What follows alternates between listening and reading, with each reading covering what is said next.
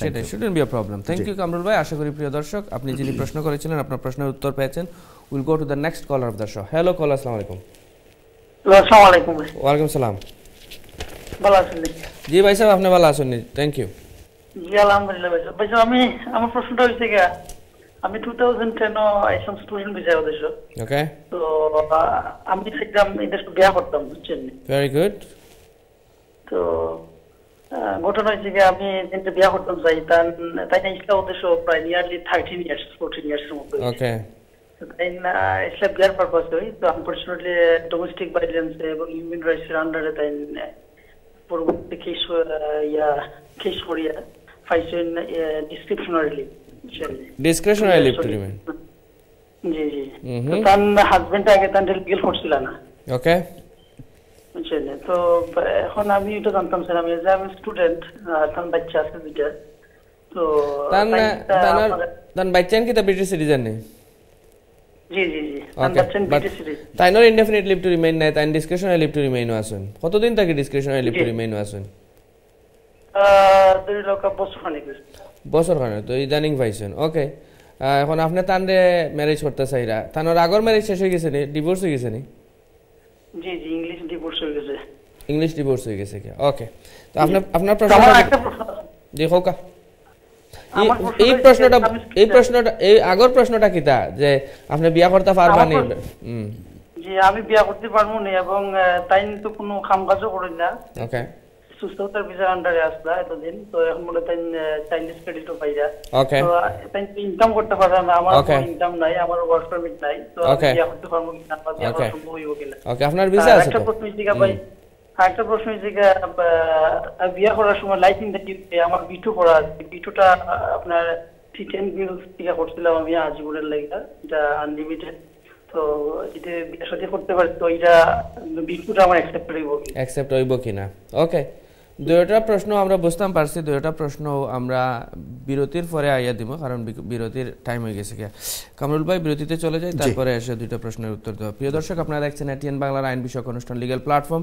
It's time to take a commercial break. Will be right back after the break. Until then please stay with us. প্রিয় দর্শক, বিরতির পরে আপনাদেরকে আবারও স্বাগত জানাচ্ছি। আপনারা দেখছেন এটিএন বাংলার আইন বিষয়ক অনুষ্ঠান লিগ্যাল প্ল্যাটফর্ম। পুরো অনুষ্ঠান জুড়ে আপনাদের সাথে আছি আমি সাইফুদ্দিন খালেদ, এবং আমার সাথে আছেন কমিটির পরিচিত ব্যক্তিত্ব, solicitor of supreme court in England and Wales, is also the principal of MQ Hasan solicitor, mister Mohammad Kamrul Hasan. Kamrul ভাই, বিরতিতে যাওয়ার আগে আমার এক ভাই প্রশ্ন করেছিলেন যে 2010-এ উনি স্টুডেন্ট ভিসায় এসেছেন এবং এই মুহূর্তে উনি স্টুডেন্টই আছেন, কিন্তু ওনার কাজের কোনো পারমিশন নাই। একজন ভদ্র মহিলার সাথে উনি বিয়ে করবেন, discretionary leave to remain holder, ওনার আবার ব্রিটিশ সিটিজেন, 2 চিলড্রেন আছে ফ্রম প্রিভিয়াস রিলেশনশিপ।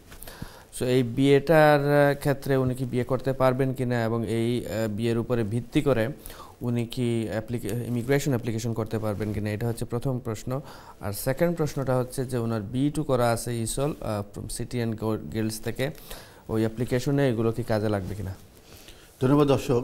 প্রথম কোশ্চেন যেটা, যে আপনি বিয়ে করতে পারবেন কিনা, এটা অবশ্যই আপনি করতে পারবেন। কারণ এর আগে একটা আইন করা হয়েছিল ইকো বর্ডার ইনস্টিটিউট থেকে, যে যদি কেউ ইলিগাল পারসন কিংবা যারা সাবজেক্ট ইমিগ্রেশন কন্ট্রোল, তারা যদি কোনো ব্রিটিশ সিটিজেন কিংবা সিরিয়াল পারসনকে বিয়ে করে, তাহলে তাদের পারমিশন নেওয়া লাগতো।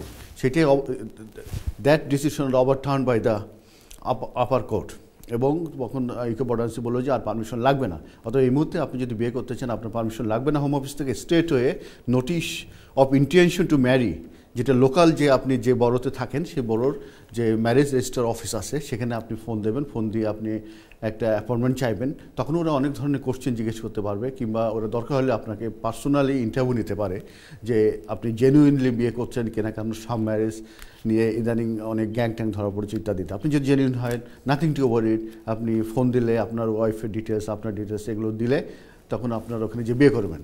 বিয়ে করার পরে তখন আপনার অপশন থাকবে যে to make an application under article 8। কারণ যেহেতু আপনার ওয়াইফ উনি description leave to remain in the UK holder, অথবা এখানে কোনো ইমিগ্রেশন রুলস কাভার করে না যে কোন ইমিগ্রেশন রুলসের আন্ডারে আপনি অ্যাপ্লিকেশন করবেন। যে অ্যাপ্লিকেশনটা হবে, আপনি হবে অ্যাপ্লিকেন্ট, সেটা হবে আন্ডার আর্টিকেল 8 হিউম্যান রাইটসের। সেক্ষেত্রে যে FLRO সবসময় অপশনটা থাকে। 561 পাউন্ড ফিস দিয়ে আপনার একটা ছবি লাগবে, তারপরে আপনার ম্যারেজ সার্টিফিকেট, তারপরে এক্ষেত্রে কিন্তু মেইনটেনেন্স আর অ্যাকোমোডেশন কিন্তু ওনার কাজ আছে কিনা, আপনার কাজ করেন কিনা, কিংবা আপনার ইংলিশ ল্যাঙ্গুয়েজ টেস্ট, তারপরে অ্যাকোমোডেশন, এইগুলো কিন্তু ইস্যু না, কারণ এটা পিওরলি আন্ডার আর্টিকেল 8 অ্যাপ্লিকেশন। অতএব এই ক্ষেত্রে যে এগুলো কোনো ইস্যুই না, তো স্টেটে অ্যাপ্লিকেশন করে দিতে পারবেন। সেক্ষেত্রে যে outside immigration rules under article 8 আপনাকে যদি দেয় ভিসা, তাহলে বোধহয় ওই আপনার ওয়াইফের যে ভিসা আছে ওই পর্যন্ত হয়তো আপনাকে ভিসাটা দিয়ে দেবে। তো এই হচ্ছে আপনার সিচুয়েশন। মেইনলি তারা রিলেশনশিপটা জেনুইন কিনা দেখবে, এবং এই যে পার্টনার কিছু প্র্যাকটিক্যাল অসুবিধা, বিরতির সময় আমি বলছিলাম যে প্র্যাকটিক্যাল একটা অসুবিধা হচ্ছে ওনাকে যে কারেক্ট চ্যানেলে অ্যাপ্লিকেশন করে আসার জন্য বলা মুশকিল হবে, কারণ ইমিগ্রেশন রুলসে এই ধরনের কোনো প্রভিশন নাই যে ডিসক্রিশনারি লিভ টু রিমেইন হোল্ডাররা তারা তাদের ওভারসিজ স্পাউসদেরকে আনা, যার কারণে এগুলো এক্সপ্লেইন করে দিতে হবে। সাথে এক্সপ্লেইন করে দিতে হবে যে ওই ভদ্র মহিলার 2টা বাচ্চা আছে আগের, যার কারণে উনার জন্য অন্য কোনো জায়গায় গিয়ে সেটেল করা সম্ভব না। এগুলো এক্সপ্লেইন করে দিলে, রিলেশনশিপের এভিডেন্সটা ক্লিয়ার করে দিলে শুডন্ট বি আ প্রবলেম। ওই B2 মনে হয় এটাতে লাগবে না, এবং মেইনটেনেন্স টাকা পয়সার ব্যাপারগুলো লাগবে না। থ্যাংক ইউ কামরুল ভাই। আশা করি প্রিয় দর্শক আপনি যিনি প্রশ্ন করেছিলেন বিরতিতে যাওয়ার আগে আপনি আপনার প্রশ্নের উত্তর পেয়েছেন। Will go to the next caller of the show. Hello call, আসসালামু আলাইকুম। হ্যালো, আসসালামু আলাইকুম। ওয়ালাইকুম সালাম। আমি একটা প্রশ্ন করতে চাচ্ছিলাম। Go ahead sister. আমার আম্মার উদ্দেশ্যে আনতে আসলাম দিতে কিতা কিতা লাগবে, উদ্দেশ্য কিতা কিতা। আপনার আম্মার বয়স কত? 62। তাহলে কিলা আনতা ভিজিট আনি না পার্মানেন্টলি? পার্মানেন্টলি আমার বাইরের একটা বেশিটা ঘর আছে, ইচ্ছা দেখাই আনা যায় বলে তানোর কিনা ঘর আছে, পার্মানেন্টলি আনতা চাইরা। আচ্ছা, আর ইয়া কিতা তাইনোর বাংলাদেশে কেউ নাইনি, আর ভাই বোন নাইনি আপনারা?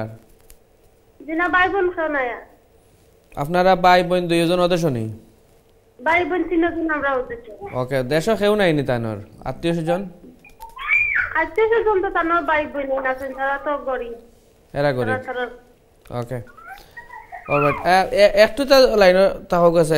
কামরুল ভাই কি ওনাকে কিছু জিজ্ঞেস করবেন? না, আর কেমন বয়স এবং ওনার কোনো সিরিয়াস রোগ ব্যাধি আছে কিনা, কিংবা কোনো মেডিকেল আপনার বেমার আছেন নি তাই কিছু কোনো ধরনের মেন্টাল অর ফিজিক্যালি খুব ব্যাড কিনা?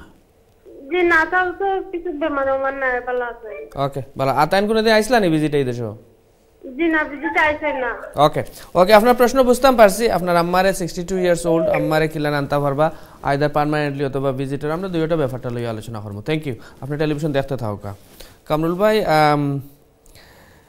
পার্মানেন্টলি আনার পথটা তো অনেক কঠিন, একটু যদি বলে দেন। জি, এটা 9th of July থেকে যেটা আসছে, due to age, illness or disability he or she cannot perform her daily tasks and she needs long-term carer support. তো এখানে যেটা আমরা দেখতে পাচ্ছি যে তেমন রোগ ব্যাধি নাই, এবং সেক্ষেত্রে আরও একটা যেটা বলা হয়েছে, যদি ওই carer support is not available in Bangladesh, তার মানে এখান থেকে যদি টাকা পাঠায় এবং ওখানে যদি কেয়ারার সাপোর্ট যদি থাকে, দেন she is not meeting the requirements.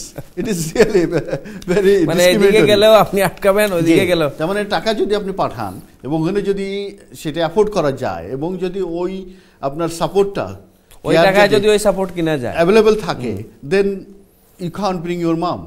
তো এই ক্ষেত্রে যে ডকুমেন্টগুলো লাগবে সেটাও ভেরি ভেরি হাই।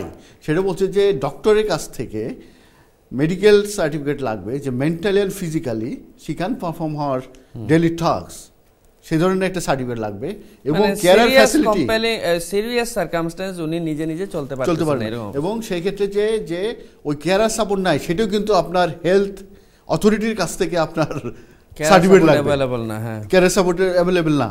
এটা very harsh, very high threshold. It is very discriminatory. I am really sorry যে এই ধরনের আইন করে মানে জাস্ট রেস্ট্রিক্টেড করা, যেটা ইউএসএ তে ফিসটা কিন্তু অনেক বেশি। ফিসটা ভেরি ভেরি হাই, 1800 কত মনে হয়। জি, ফিসটা হাই করে ফেলেছেন, এবং 5 years without recourse to public funds. এবং আপনার ওই ডকুমেন্ট তো বাংলাদেশ থেকে লাগছে, মেডিকেল সার্টিফিকেট প্লাস আপনার কেয়ার সাপোর্ট অ্যাভেলেবল না, এটা লাগছে, অর অ্যাফোর্ডেবল না, এবং আত্মীয় স্বজন কেউ নাই।